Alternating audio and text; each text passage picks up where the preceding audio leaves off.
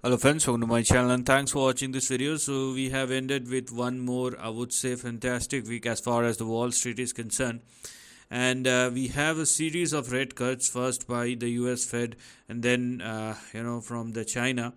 And the situation is such that you will see another rate cut from the Fed itself as far as the news are concerned, but it's going to impact the market over the period of time, which means over the period of at least 2 to 3 years or 3 to 5 years kind of zone, or it will depend upon the overall rate cycle, right? But because we are talking about the week that has just passed by and what will happen in the upcoming week, and that's why we have to keep ourselves in check within a certain time frame or price limits.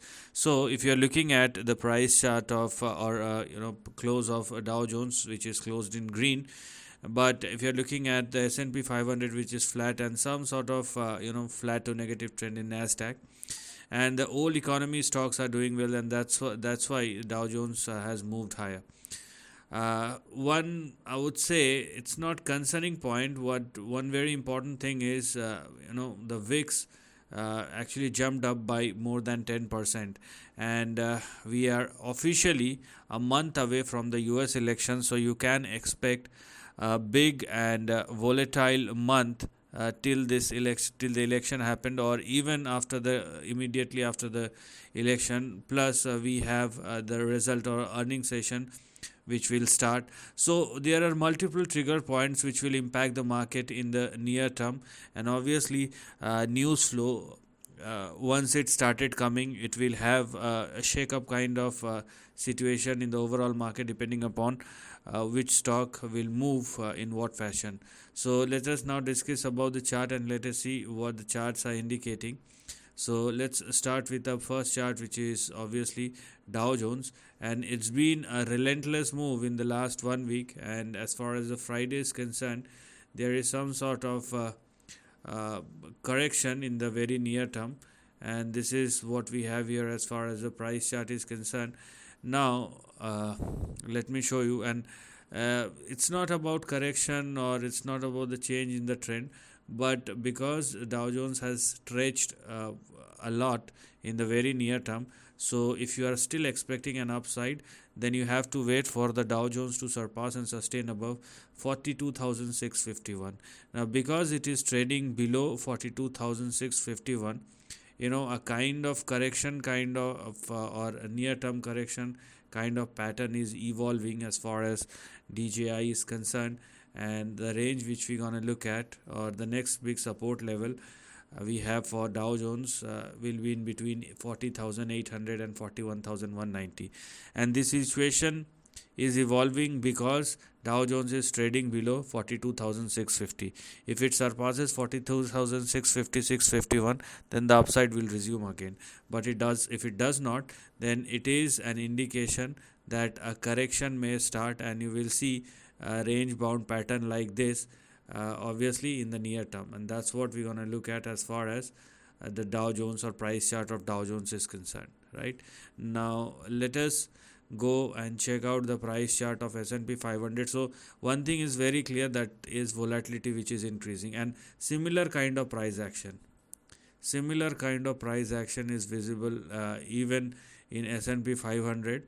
So you have to keep yourself in check as far as the upcoming week is concerned. Obviously, here as well, uh, this line represent the resistance which we have in front of us. So in the near term, obviously you have to keep yourself within limits, and because we are 1 month away from the US presidential election and 2 months away from the winter holidays, so obviously you will see less volatility, or less, I would say, trades, or less participation from the big institutions or from the big investor. So even for S&P 500, we have 5,767 as far as the support, or as far as the target and resistance is concerned. So if you are still looking for an upside, let the index surpass and sustain above 5767 or 5768, and if it does not happen, then we have our next support, which will be in between 5540 and 5600. So this is going to be the next big support range which will become active moving forward. So this is how things are looking right now. Now let's talk about the most volatile one, and that is the price chart of Nasdaq.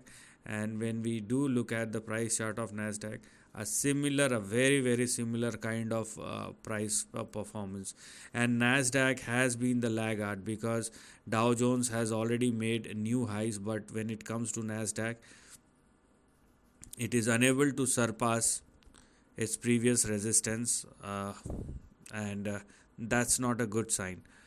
Obviously, it's trading in between a range where we have our support at 18,023, and we're gonna have our resistance at 18,345 or 18,346.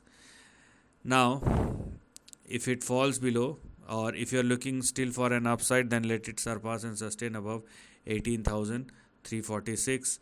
But if it falls below 18,023, you will have your next big support, which will be in between 17,000 and 17,360, 17,380.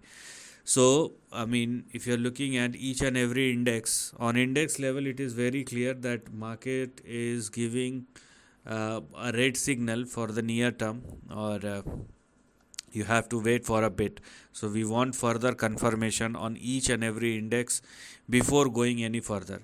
If it turns out to be a pause or a short term correction or near term consolidation, so that is something which we have to see, because indications are there.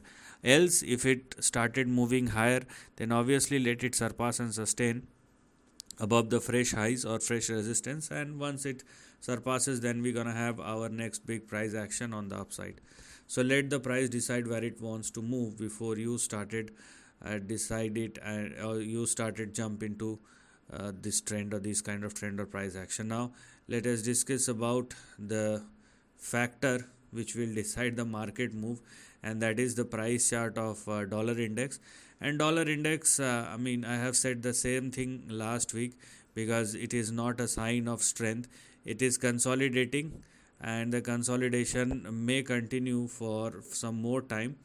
But if this is the structure, or if this is the way, or if this is the trend, then eventually the dollar index will fall down once again. Okay, so this is what we have here as far as the lower end of the range is concerned, isn't it?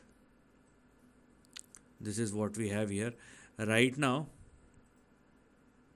This is the range of consolidation for a dollar index, and it may consolidate for some more time, maybe for next couple of weeks. But if this is the move, then once the consolidation is over, you will see a downside.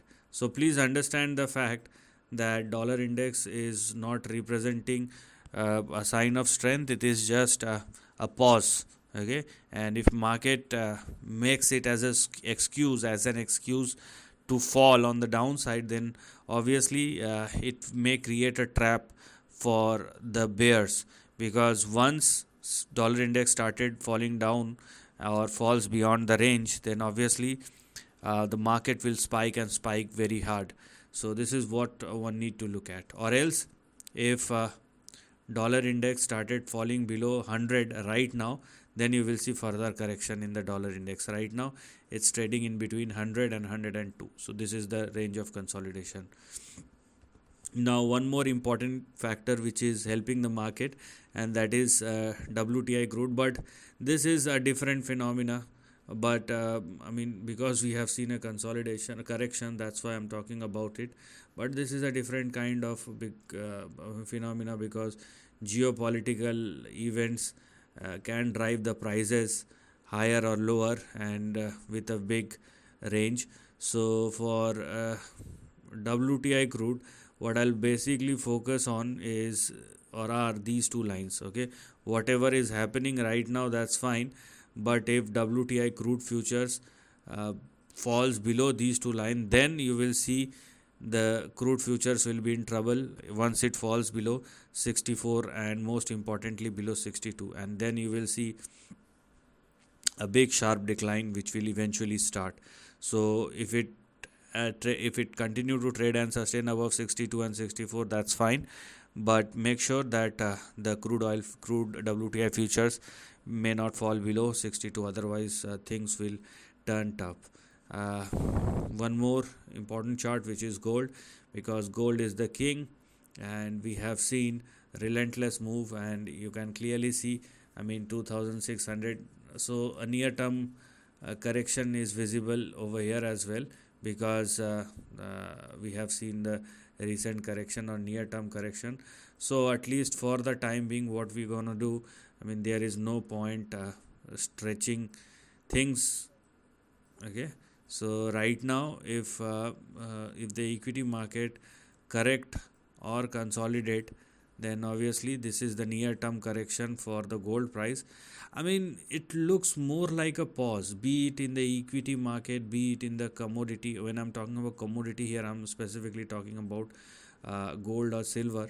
But I mean, it's more like a near term correction or a pause. There is no change in the trend as of now, unless we have to see how the market will react upcoming week, in the next week. But the next big support for gold futures will be in between 2635 and 2656. This is what we have here, because the trend is evolving something like this. We have one, we have two, this is a third, this is a fourth, and probably this will be the fifth move. So this is what I'm talking about, unless the price falls below the range. Okay, so market is in a pause mode. It may go for some sort of a near term correction or consolidation, but nothing more, nothing less as of now, unless something big happen upcoming week.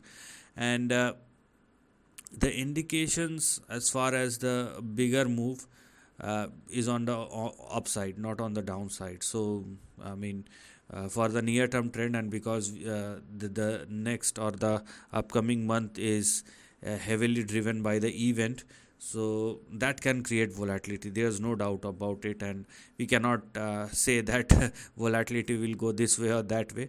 That will decide by the time itself. So in the very near term, if you are not a pro, then obviously you can sit aside and let the market dance. And then once you feel comfortable, and once you understand that the event is over, and now you know the prices are looks much more realistic, then you can probably enter or re-enter into the market. So this is the end of the video. Thanks for watching.